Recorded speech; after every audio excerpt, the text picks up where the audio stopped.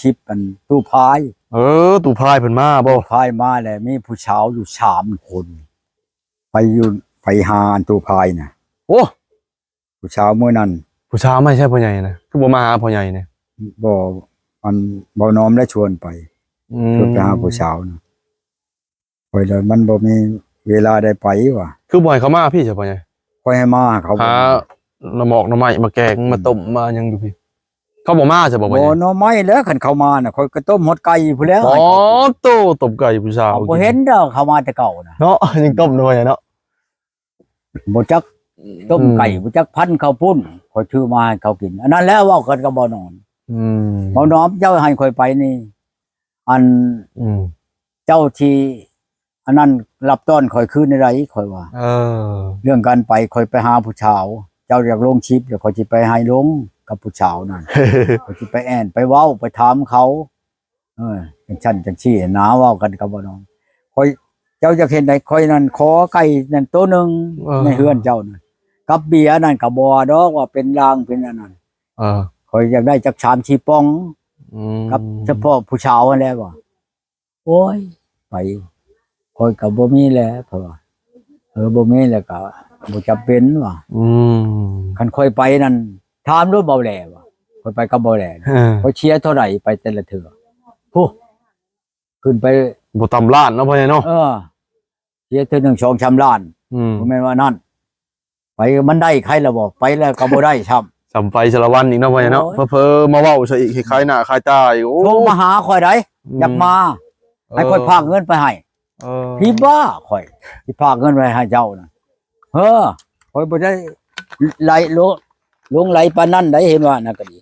กินเหล้ากินยังเมามาเลยว่าตัวที่พุ่นน่ะก็เนาะอันชุมมันลูกหลานนั้นการจะตั้งอยู่หั่นก็สมบ้านนอกก็สมบ้านนอกก็เรียรอไปถ่ายชิปก็บ่ให้ถ่ายกูบ้านว่าถ่ายแล้วไปลงอันนั้นถ่ายก็ถ่ายแต่จะมาเว้าหยอกกันเนาะพ่อใหญ่เนาะบ่แม่นสิไปเว้านั่นนี่ใช่ผิดกฎหมายแบนบ่เว้าบ่ลงมาเชงไปในอื่นใครแล้วบ่แม่นบ่นี่เว้าธรรมดาลิ้นแช่ลิ้นชาวยังบ่ให้ถ่ายยก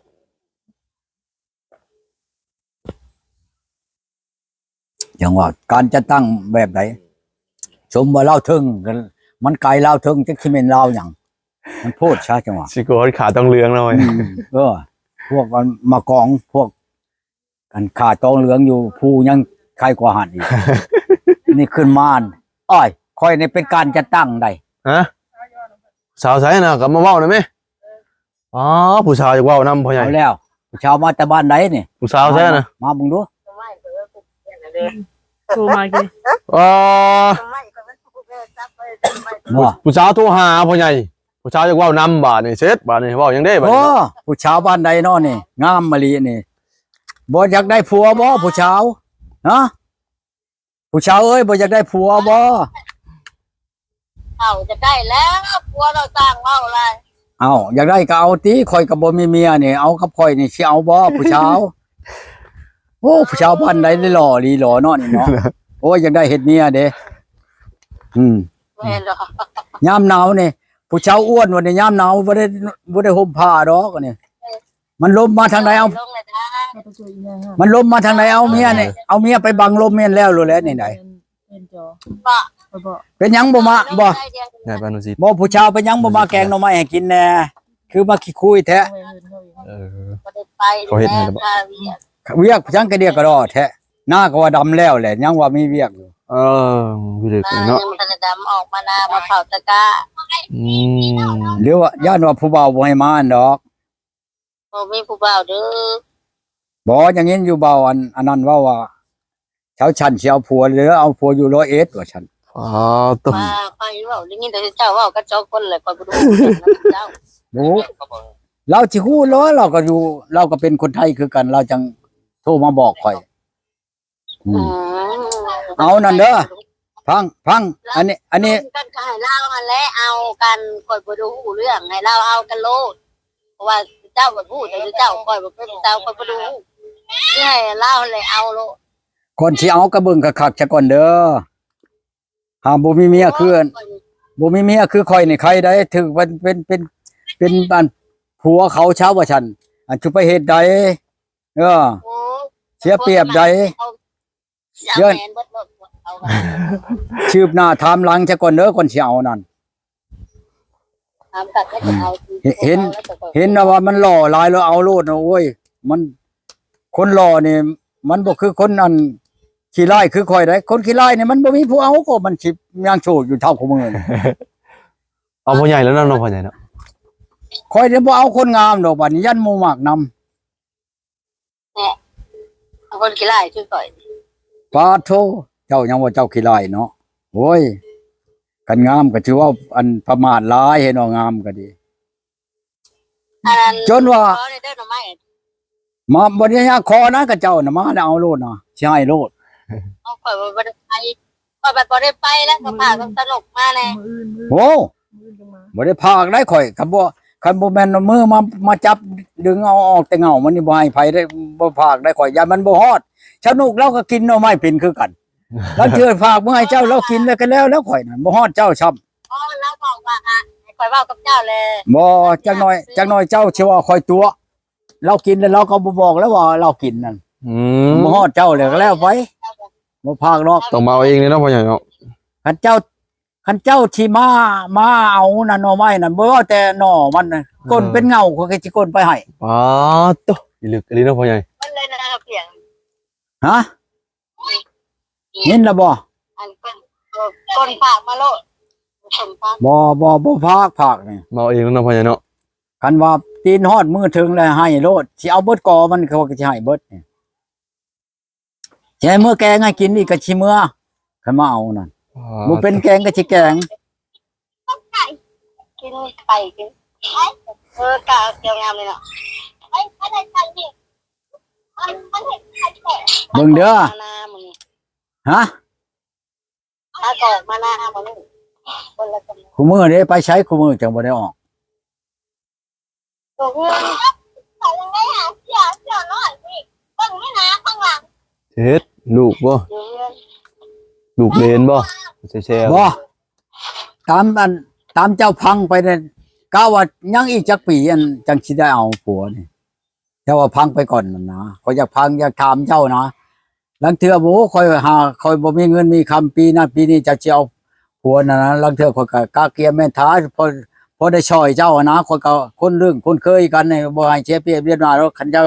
าฮอดเจ้าถึงเด้แต่บ่ฮอดกระยานั้นยิ่งข่าวสิไปโลด ยิ่งข่าวว่าโอ้มื้อนั้นมื้อนี้แล้วว่าฉันเฮ็ดงานนั้นนางฉันน่ะสิไปโลดเด้นี่รถเบิดน้ำมันสิย่าง ปองต้องหลุดบ่ได้นั่นก็สิย่างเอาพี่ลึกเนาะพ่อใหญ่เนาะ ขอบใจเด้อจ้า บอกข่อยแหน่มื้อปีมันสิเอาน้ำฮอดงานฮอดข้าวเลยนี่ กับเจ้าหาป่วยก่อน เอ้าข่อยก็ยังบ่ได้บัดสิไปหาให้หมู่เว้าแนมบ่เว้า เอาเจ้าเขาไปได้เจ้ากับเจ้าให้ข่อยเขาหมักข่อยกับมึง โยเว้าบ่หาได้ข่อยหาให้หมู่ยันหมู่บ่มักยันหมู่บ่เอา อืม เสียเปรียบข่อย เขากับมักเขากับมักกันนะ เจ้าสิเอาบ่เบาอันนั้นน่ะเบาอันจะน่าอยู่บนนี่เอาบ่ เฮ็ดบ่ได้เด้มันเนาะพ่อใหญ่ ตามแล้วเลยว่าจะเอา เรามักเจ้าเรามักเจ้า เออ เราว่าบ่ เราเว้ายันแต่เจ้าบ่เอาเราอ่ะ อืม โอ้ยเอาเลยเนาะ เอาแล้วก็สิโทรใช่เราให้เจ้าเห็นบ่ก็สิโทรใช่เราให้เจ้าคุยกันกับเราเดี๋ยวนี้เลยเอาบ่ อืม ก็สิ อ๋อบอกแล้วโลดค่าดอง100,000 บาทกัน ปอตุ๊ เอามาจะใช้เงิน1,000 บาท เราก็เป็นคนไทยเราก็มีเงิน คอยสิบ่เอาคอยนี่ ฮะ ข้อยอันคนบ่มีเงินคือคอยนี่ อืม หมู่อยากได้ก็เท่าใดบ่ได้ว่า1,000 บาทนั้น อืม แต่10,000 บาทนี่ยังบ่มีแล้วคือคอยนี่นะ อืม จะมาจะใช้ ซื้อโทรศัพท์เป็นสาวบ่ อันใด เอาคือหูพ่อใหญ่ เขาบอกว่าเห็นแล้วลงซื้อโทรศัพท์ให้ผู้สาวแล้วบ่ได้สิเอาน่ะบอกเพิ่นเด้อ เว้าไปดอกอันเบาน้อมมาลงชิปนั่นชื่อโทรศัพท์ให้หลานผู้ชาวมาจะใช้ อื เว้าเจ้าก็ดีหลานเล่นจ้ะ สาวป้ามือได้เอาจะรีบชวนคน โอ้ยก็มีผู้ชาว ชื่อโทรศัพท์ให้ราคา3 ล้านปลายปานนั้นแหละค่อยก็บ่ได้สิตกสเตทปานนั้นดอกเห็นว่าก็ดี อืม ก็บ่แม่นลูกแม่นหลานไผสิไปชื่อให้ราคา3 ล้านปลายเว้าคันผู้ชาวบ่ตกลงกับข่อยคันแม่นผู้ชาวนั้นบ่เอาเงิน3 ล้าน8แสน นี่ขาดกันยังงั้นซื้อให้ได้กันว่าปักเขาน่ะ เอาเงิน3 ล้านนี่สิพอจำบ่เดี๋ยวนี้ข่อยสิไปให้6 ล้านเจ้าน่ะเอาบ่ อืม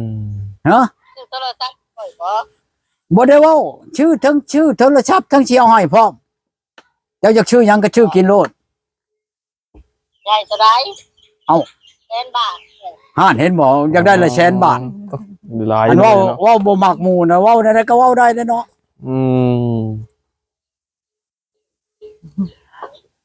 เห็นว่าเอาก็เอาชำเอาได้หั่นแหละฉันเด้อเห็นว่าก็ดีคุณคือข่อยนี่ก็บ่แม่นเลือกได้เลือกหาผู้มันมักเฮา เออ บ่แม่นว่าหยังดอกอันนี้นะผู้บ่มักคือเจ้านั่นพังไปซะก่อนน่ะก็พังสิฮอดพังฮอดมื้อใดเขาอยากเบิ่งชานผู้เจ้าพังผู้เจ้าเอาน่ะเขาอยากเห็นซะก่อน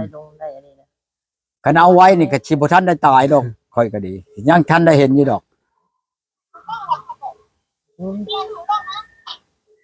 แม่นผู้ใดปากนั้นลูกบ่หรือหลาน นี่มันมี เจ็บปากนิดน้อยแซ่ๆอยู่นะ ล้านล้าน หลานลูกชายน่ะบ่ จะไปได้ครับเอาเรื่องพร เถียงนาเจ้าบ่นี่น่ะ ประมาณ เฮ็ดหน้าแล้วเพิ่นกันเพิ่นบ่ได้หวานบ่พ่อใหญ่ เจ้าบ่ได้หว่านเอาบ่มีดำมาบ่ปีนี้น่ะ ก็ดำเมา แม่นแล้วข่อยก็มีเมียข่อยก็สิดำเอาคือกันอันนี้มันบ่มีเมียนี่ ก้านก่อนด้วยดำเมา เออ เอ้าอันนั้นแล้วคนดู เออ คันคนขี้ข้านคือข่อยในว่านแล้ว พ่อใหญ่เฮงแล้วเนาะพ่อใหญ่เนาะไวพ่อใหญ่ มันขึ้นเป็นกระชอกในเดี๋ยวนี้น่ะ อ๋อ เข้าข่อยลงไปมาเบิ่งกว่าหั่นเดี๋ยวแต่พี่ก็ยังเห็นบ่เขียวอยู่หั่น ฮะ นั่นเพียงอีก งัวผูกไปแล้วเนาะพ่อใหญ่เนาะงัวเนาะ ฮะ งัวพ่อใหญ่ผูกไปแล้วเนาะ บ่ได้ผูกได้ เอ้า ข่อยปล่อยแม่น้ำเดินคงหัวข่อยแล้วเลยบ่เลย เออ หัวยังหัวชามตัวหนึงตัวหนึงนั่นไปไล่แล้วมาแล้วเมื่อเฮือนก็บ่ได้บ่ได้เฮือนน้องชายแล้วมันติดกันมัน ปุ๊บดอก ไล่มาแล้วใครมันซะ เอา เด็กมือแล้วเนาะพ่อใหญ่ ก็ เนาะ เปียกเลย โธ่เป็นตาแช่บน้ำแท้เนาะอ๋อโธ่มื้อใดมื้อหนึงมีอันนั้นโอกาสดีแล้วมาแกงหน่อไม้ให้กินเด้อ เออเราข้าวดำนาพ่อใหญ่เนาะ ใจอยู่นานแล้ว สิให้เจ้าชันไปเอาให้เจ้าชันไปเอาอ่ะ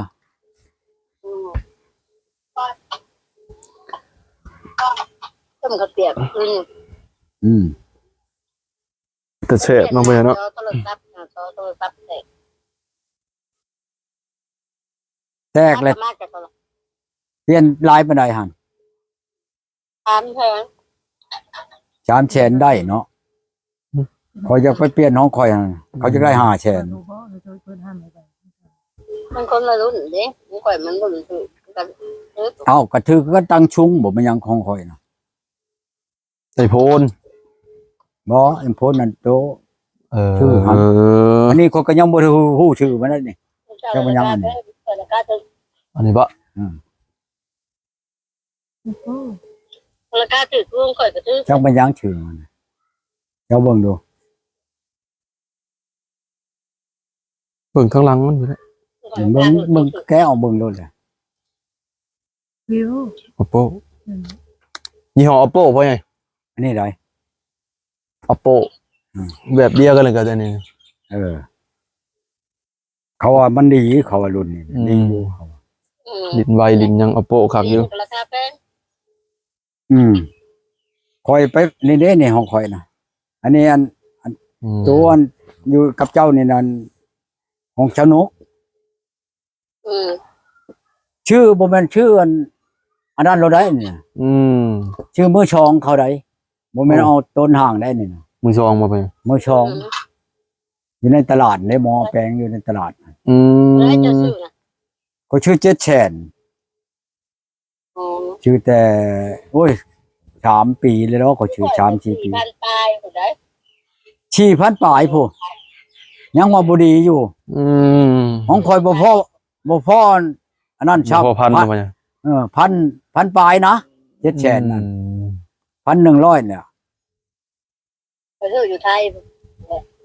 โน่นแล้วเขาชื่อในตลาดเชโนนแล้วเขา4ปีเดี๋ยวนี้แหละ มื้อนี้บ่ได้ไปใช้บ่พ่อใหญ่ บ่ได้ไปใช้ลายมือเลยแต่ขา วานเข่ามานี่แล้วบ่ได้ไปใช้มื้อนั้นก็บ่นอนมา มื้ออื่นเพิ่นสิมาบ่นำบ่นอมเนาะ โอ้ยฮู้จักเจ้ามาเรามาแล้วบัดนี้น่ะบ่นอมได้ มื้ออื่นสิชวนเรามาพ่อใหญ่ ฮู้จักเรามา ใช่แล้วพาผู้สาวมาตบ นี่เด้อ คันนั้นคันเจ้าสิมาเลยโทรใช้บ่นอมเลยให้บ่นอมเอาเท่าพายน่ะมาพร้อม พ่อใหญ่พายเนาะ พายก็อยากมายามข่อยอยู่ครับแต่ แกงหน่อไม้บ่พ่อใหญ่สิหาคนผู้ใดแกงหน่อไม้ ที่แกงหน่อไม้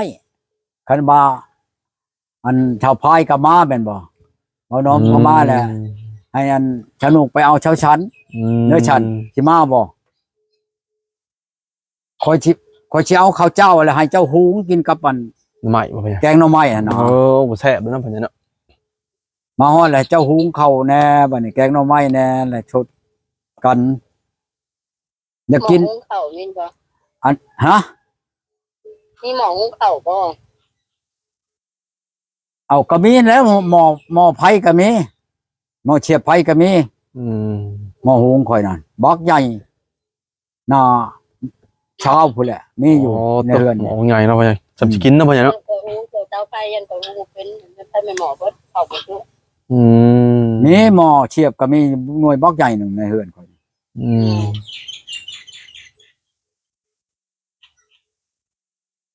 ถามมีเวลาก่อน จักข่อยชื่อหยังก็ข่อยชื่อโลดนี่บ่หรือว่าชื่อคำบ่เขาแถมมันหม้อไผผ่านน่ะข่อยลืมเลย ถามมีเวลาก่อนสิไปแกง คือกันกับอันนั้นแหละอันแนวใช้น้ำแข็งกันนะชงกระตุกในเฮือนก็ชื่อคำมันน่ะชื่อ เขาแถม ชื่ นำบ่ ชุ พ่อ ด ให ห ญ่ นึ่งคือชุดหนึ่งช่องบาทเนี่ยเขาก็แถมมันกระติกกันนั่นน่ะกระติกใช้น้ำแข็งนะร้านตาเบิบนี่ชื่อช่องเธอเลยเธอละช่องบาทเขาไปชื่ออีกวางที่ไปหมื่นในบาทหนึ่ง70,000เบาแหละ70,000 บาท คำเด้ คำน่ะ บาทหนึ่งเนาะ บาทหนึ่ง70,000 ตัว เขาว่าเช่าเมียอีกเนาะเขาชื่อบ่ได้ว่าเอาเมียนะชื่อมาเมียนว่ะ นี่เงินเบิดคันเอาเงินเมียนเบิดอันนี้คันเฮาบ่จำเป็นขายได้เห็นบ่ค่อยชื่อช่องบาทชุนั้นช่องบาท70,000ตะกี้ค่อยไปแปลแต่งเมียบ้านกังนี่มาบัดนี้ค้ำค่อยช่องบาทเนาะมันอยู่ในเช่นเดียวแล้วเมียนั้นแปลว่าขอเมียนั้นบาทหนึงกับเงินชาวล้านเนาะแล้วค่อยว่าเมื่อเอาอยู่บ้านค่อยเมื่อแล้วค่อยเลยไปแลกอยู่หั่นตะบึบนี่เฮียเบิบนี่ ว่าสนุก แปลว่าอัน สมมติว่าแลกเอาช่องเช่นนะเช่นละบาทตื้มมัน1,000บ่ได้หั่นตื้มมันเฮียเบิบน่ะ1,000เช่นละ500ได้เปลี่ยนได้ตื่มเงินเนาะพ่อใหญ่เนาะ ตื้มเงินนั้นของเขาก็น่ากินเขาแนวนั้นดิคันบ่เฮ็ดอันนั้นก็บ่ได้แม่นบ่เจ้าไปเปลี่ยนแลกคืนมาก็ไล่เอาในหันเด้ ทิ้งโทรศัพท์พ่อใหญ่บ่นะ แม่นแล้วอย่าหัวมันแล้วอยู่เถิงพุ่นผมมือถือดอกนี่แหละเขาที่คิดว่าสิขึ้นเมืองน้องนี่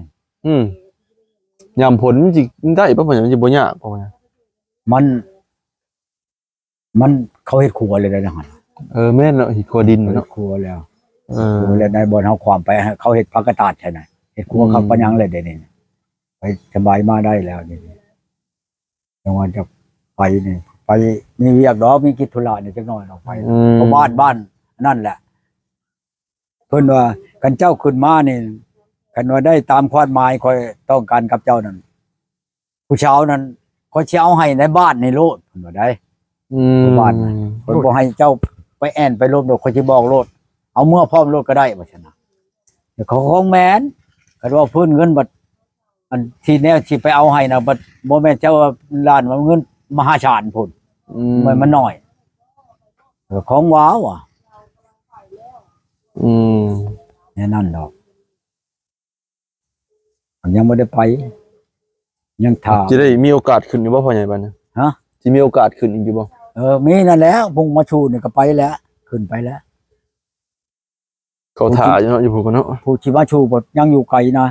ให้เขาให้ชื่นน้ำมันหลุดใช้น้ำมันหลุดบริเวณไปผู้เดียวดอกหลายคนไป เออ ไปอันนั้นแหละไปค้นวัตถุของเขาดอก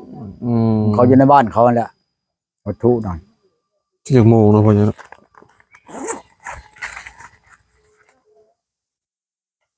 โอ้10 โมงแล้วเนี่ยเดี๋ยวเห็นพ่อใหญ่ยกโป้มาอยู่เนาะ ฮะ เนี่ยนี่พ่อใหญ่ยกโป้มาอยู่นี่ บ่ได้เบิ่ง เอามาขี่รถมาบ่ได้ยินเด้พ่อใหญ่มากับพาเอามาซื้อปลามาปล่อยซื่อ ก็ ของเว้านำพ่อใหญ่ได้มาเถอะน่ะสิซื้อปลามาปล่อยเลยเดี๋ยวพ่อใหญ่เด้อสิกลับก็เด้อพ่อใหญ่ มื้ออื่นเดี๋ยวสิชวนบ่นอมมา เชิญเบาหนอม อืม คันบ่าวหนอมมานั่นและคันว่าอันนั้นเลยจะให้เช้าชันไปเอาอัน อืม อันนั้นเช้าอันนั้นนกไปเอาเช้าชัน อืม มาแกงหน่อไม้เอาหน่อไม้น้ำเทียงเขานี่แหละแกง ปอกแกงนำไปเนาะ ชุดน้ำมันพัก เด้อให้เราได้แกงนี่พ่อใหญ่ ไผ กำชาวสั่น ให้สนุกนี่ คาเวียกก็ให้เราแกงก็ได้ บ่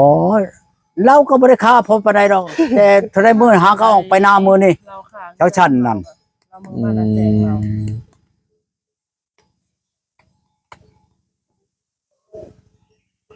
มันสิขึ้นเมื่อยบางเทื่อเขาได้เงินแล้วสิซื้อปลามาปล่อยอีกพ่อใหญ่ อืม เด้อพ่อใหญ่เด้อ สิกลับก่อนเด้อพ่อใหญ่เอ้าผู้ใดพ่อใหญ่บัดนี้ป๊อผู้สาวอีกแล้วบัดนี้ ผู้เช้านี่แล้วเว้าอยู่ เอ ดี โอ้ถือหมากลำไยบ่พ่อใหญ่ เรื่องบางลำไย อ๋อผู้สาวถือหมากลำไยพ่อใหญ่พี่น้องถืออ้างพ่อใหญ่บ่หมากลำไยหรือว่าจัง อ๋ ได๋ อก็ขึ้นในเฮือนเขาหั่นแหละ เออ กินบางลำไยน่ะ นึกว่าอ้างพ่อใหญ่จะดอกมาเด้อกินหมากลำไยเด้อ เดี๋ยวคนก็กินคือกันนะหั่นกินในเฮือนเขานั่น เอาเพิ่นอยู่ใช่พ่อใหญ่เนี่ย เนี่ย สาว บ้าน เนี่ย ใกล้ๆเฮานี่แหละ เอ้า บ้านห้วยเมานี่แหละ นั่นบ่จ้ะ นั่นแหละเพิ่นว่าเพิ่นเจ้ามื้อใดแล้วเพิ่นสิมาหาเอาหน่อไม้ขาวๆมื้อต้ม เอาแล้วอ่ะเอาอึดเพียงหน่อไม้มื้อนั้นก็ค่อยลงไปเอาในห้วยนี่ก็โอ้เครื่องคู่นี่พุ่นข่อยบ่เอาเนาะตัวมันขึ้นยาวเลยนะไปหาเอามันพ่นปานนี้น่ะ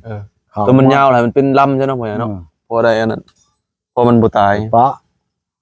ของ เนาะพ่อใหญ่หน้ำไม้เป็นคีนี่ตายบัดเดียวกันเบิดเลยนะ โอ้ มัน ย เบิดอายุ มันก็เบิดแล้วแหละครับเป็นปีแล้วเลยแหละ คืออยู่ข้างหน้าเฮาน่ะเป็นคีทั่วบ่เลยทรายห่วยน่ะเบิดเลยไป เบิดโลดแล้วบ่มีแนวเอาคืนได้ บัดนี้สิเห็นน้องๆเห็นแหนงมีบ่เห็นเลยนะพ่อใหญ่ บ่มี เป็นตอ มากมันหล่นมา เป็นใหม่อีกบัดนี้มากมันได้เป็นพาเป็นอีกได้มันมากขี้นั่นแหละ เฉพาะแล้วจังหวะต้นกอไผ่ที่ว่าเป็นแต่ในทรายห่วยเนาะ อืม แล้วมันหล่นแล้วยันน้ำผัดไปแล้วมันติดแถว เห็นบ่น้ำห้วยมันก็เป็นไปทั่วเบิดกัน หมากมันเนาะอันนั้นเนาะ มากและมากขี้จังว่ามีบ่มากขี้มากบงมากไหลมากก็นับแต่ว่ามาอันนี้นะเขาเฮามาขี้ด้วยแหละ มันตายพร้อมกันนะพ่อใหญ่เนาะโอ้ยบ่ได้กินหน่อไม้ จำกันกับชัดเขานี่แหละ เบิดอายุมันเนาะพ่อใหญ่เนาะ เบิดงัวคือควายเขาแล้ว จังเป็นจักปีเนาะพ่อใหญ่เนาะบ่แม่นฮอดชาว30 ปีป่ะพ่อใหญ่ มันจะตายนัด หูอยู่บ่ จังหวะนั้นแต่ข้าวคนยังน้อยนี่ไม่ไหลเป็นขี้อยู่ในโด่งนี่หนูมาดูหลายหนูป่าหนูอันท้องขาวหนูอันนั้นน่ะนะ หนูผูกหนูอันนั้นน่ะเบิ่งไปนอนอยู่อันไม่ไหลเนาะมันตายเนาะมันเป็นอันนั้นไหนมัน เป็นอันนั้นใช่กันนะมันแล่นตามมันไม่ไหลน่ะ เดี๋ยวมึง โอ้เห็นอะไรเนี่ยเอามากระทุนเอง ได้บ่ วัดถือบาดบ่อแล้ว ถูก ผู้ละคนเก่าหน้ากันคือคุมเนื้อมือนี่เอากู จะสิกินเนาะพ่อใหญ่ เอาเปาพุยไปใช้เอาโลดแหละ อ๋อตัว เอายางติดนั่นเป็นบ่ติดหนูนั่นไปใช้นะหั่นมันตัวใดกายมามันก็ปรับโลดแล้วเป็นบ่แหละเอาท่าแชนไม้อันบนมันแล่นมาน่ะ หักเดียวนี่ยั เมื่ ง อกี้มันบ่มี หักเดียวนี่เบิดเลยหนูเนาะพ่อใหญ่เนาะบ่มี เบิด เนาะ นี่ มัน แถว บ่ ผู้แถว ปกติ พานี่ก็มันมียาได้ยาอันเขาอ้อยน่ะมันจะกินแล้วมันมาโลดได้เป็นชัดนั่นหนูนี่คือกันสมมุติว่ามันมีกระบังนี่แม่นบ่บ่กระเมียนเอ้าค่อยไปนี่นะบ้านนั่นนี่ค่อยไปหาค่อยก็มาบ้านคำที่อีนี่ เออ อีตานี่มาเช่ามาโอ้ยอยากว่า เป็นชาวชามทิพย์พุ่นแหละเราได้มานะหลายลีโลได้มาแล้วค่อยว่า เจ้าชายหยังเอาหยังนี่เด้เราแนวเบื่อมันนี่บ่ตายบ่คนกินโอ้ยมันแค่กระบ้านบ่ค่อยกระตายเบิดเลยเราอ่ะ ก็กินแต่หนูนี่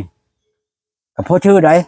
เราขายนี่ตัวนึง10,000กีบนึง โอ้ หนูน่ะมันหลาย ตัวสิพันเด้อ ค่อย ตะกี้บ่พ่อใหญ่ตะกี้พุ เอาวางเดือนก่อนนี่แหละ เออ แล้วนั่น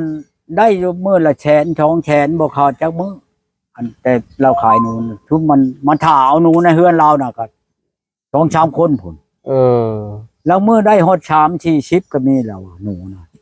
โอ้คือหลายเนาะพ่อใหญ่เนาะ หลายเลยได บ่ได้เลี้ยงติพ่อใหญ่ ฮะ บ่แม่นหนูเลี้ยงติ บ่หนูป่านี่แหละหนูเนาะบ่ได้น้อยได้เผาเลยชำนี่ โอ้หนูทองขาวบ่พ่อใหญ่ หนูทองขาวน่ะอ๋อตู้แล้วเราเอาออกมาแต่ธงชักเรานั้นเรากำหางมันอ๋อเดี๋ยวเลือกเอาตัวใดมันไปเอาตัวแม่มานตัวหนึ่งกับมุนเพิกตัวหนึ่งมาหมดเพียงหน้าเนี่ยคนก็ ปีกบ่ ปิ้งโอ้ยตัวออกมาแล้วลูกมันคนก็บ่เอาแต่ท้องมันบัดนี้มันก็ปิ้งกับอันนั้นเลยตัวผัวนั่นคอยผักแล้วคอยมุกละของผู้เดียวเนาะยังบ่มีความคิดคักข่อยน่ะตัวนั้นปิ้งกินตัวนี้มุกหนึ่ง เอากูบ่กินแล้วตัวมุกก็บ่เบิดตัวปิ้งก็บ่เบิดบัด เอาเฮ็ดได้บัดนี้ เอาเข้าตู้เย็นไว้ช่องจำมื้อมันก็นายแล้วมันก็เป็นบ่เป็นตะกินก็ทิ่มลงให้แมวกินเอาโกยว่ะนี่ชาติถ้าบ่มีปัญญาแท้ก็ชั่วแล้วหั่นดิชิ้นเขามาให้หั่นดิกระโดงกันตากกันชิ้นได้นั่นเอาชิ้นหมูมาให้มื้อนั้นเขาขาหมูละวานเกี่ยวขาอันดำนาเขาเอามาให้ช่องตอนบักใหญ่ชำนี่แหละ ปาด ก็เดี๋ยวมันสิกินเบิดผู้เดียวเนี่ยมาแล้วค่อยก็เชาะอันตากแดดนี่นั่นดิ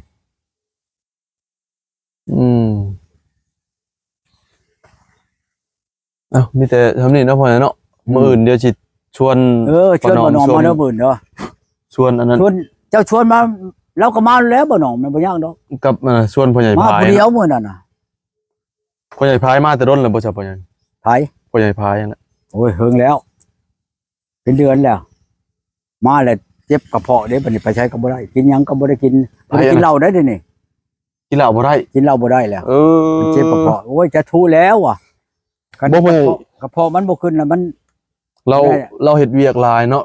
แล้วเจ็บได้แล้วกินข้าวบ่ตรงเวลาเด้ หลายก็แม่นดอกตัวบัดบ่ได้ถูกกิน มันนั่นเท่าเลยเนาะ เจ้าเฮ็ดเวียกหลายมันก็บ่ได้กินเขาวแม่นบ่มันบ่อยากเข้าแล้วมันเมื่อยเนาะคนเฒ่าวันนี้แล้วอันกระเพาะมันขึ้นบัดนี่ แม่นน่ะ มันขึ้นแล้วมันก็เป็นไปแล้วบัดนี้เจ็บบ่ได้ขาดนะ แม่นนะยากมันเป็นเนาะอายุแก่ โท เนาะ รศัพท์ก็บ่มีเด้นี่นะ เอ้า ก็จะขายโทรศัพท์อันหน่วยอันของข่อยหน่วยอันสีเขียวนั่นอยากให้5แสนก็บ่เอาบ่แล้วก็ยาแล้วข่อยขายล้านหนึง ให้หาแสนก็บ่เอาบ่พ่อใหญ่ ให้เพิ่น5แสนเอาได้แม้ว่ากูอยากให้มึงบ่ว่าบ่มีเงินเลยยาวอ่ะทีนี้โทรศัพท์มันมือถืออันนั้นน่ะก็ตายชับโอ้ยสัตว์จักไปหาเงินไปจังงัวก็มีก็ขายกว่าจักโตจักช่องสัตว์เพิ่นเอาผู้ชาวบ้านนู้นนี่แหละอันลงเพิ่นลงชิปนี่เห็นอยู่นั่นนี่นะ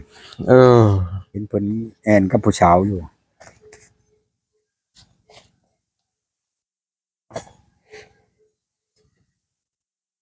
เอ้ยยังให้กู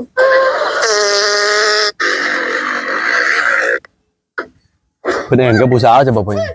เพิ่นแอนกับผู้ชาว พี่บ่าวเจ้ามาแต่ไสเจ้าคือรอแท้จะอยู่บ้านใด อยู่บ้านเมีย ว้ายโอ้ยเสียดาย You know what โอ้ยแล้วผู้ใดก็ทายหื่นทายหน้าเนาะ บ่แม่นหน้าพ่อใหญ่เด้เขาไทยเนาะพ่อใหญ่เนาะ ฮะ ตัวก็ใส่เสียงเป่งๆบ่แม่นเนาะ ผู้ชาวโทรมาอีกเลยนี่ผู้ชาวโทรมาใช้ว่านี่ครับยังบ่ได้อันนั้นมันนี่เด้นี่เด้ นี่ อันทุนยังมากอันนั้นเบิ่งครับบ่ ผู้อย่างนั้นล่ะ โอเคเนาะพ่อใหญ่เนาะ โอเคหลายเดือนแล้วเว้ยพี่น้องเดี๋ยวสิกลับกันพ่อใหญ่พักผ่อนกันเดี๋ยวมื้อสิมาลิ้นให้เพิ่นมื้อนี้เอาปลามาปล่อยมื้อนี้ มื้อสิมื้อมันเกือบมีเงินสิเอามาปล่อยอีกปลาปากได้พ่อใหญ่เนี่ยฮะ นี่ไร มื้อหน้าสิเอาปลากินแล่บ่ เอาปากกระแดบใหญ่ไว้ ปลากินแล่บ่นะ อืม